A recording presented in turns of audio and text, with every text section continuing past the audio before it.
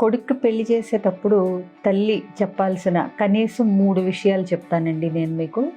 ఎప్పుడు నీ భార్యని అమ్మతో పోల్చొద్దు అని చెప్పాలి. ఎందుకంటే అమ్మగా తనకి 20 సంవత్సరాల అనుభవం ఉంటుంది కానీ కొడుకుని పెంచిన 25 ఏళ్ల అనుభవం, కొత్తగా వచ్చే అమ్మాయికి అంత అనుభవం ఉండదు. అలాగే నీ భార్యని నీ స్నేహితురాల్లాగా చూసుకో. ఎందుకంటే అన్నీ పంచుకోవటం, ఇక్కడ వచ్చిన తర్వాత కొత్త పద్ధతులు, కొత్త అలవాట్లు ఈ ఇంట్లోకి వచ్చిన తర్వాత తనే వాటిల్ని భార్యకు అర్థమయ్యే విధంగా ఈ ఇంటి పద్ధతులు చెప్పుకోగలగాలి. అట్లాగే అన్నీ పంచుకోవాలి, అంటే షేర్ చేసుకోవటం. సో తీసుకునే నిర్ణయాల్లో కానీ ఏదైనా సరే చర్చించి ఆవిడికి కూడా నీ భార్యకు కూడా తెలిసి కలిపి నిర్ణయం తీసుకునే అవకాశాన్ని ఇవ్వాలి అనేది చెప్పాలి.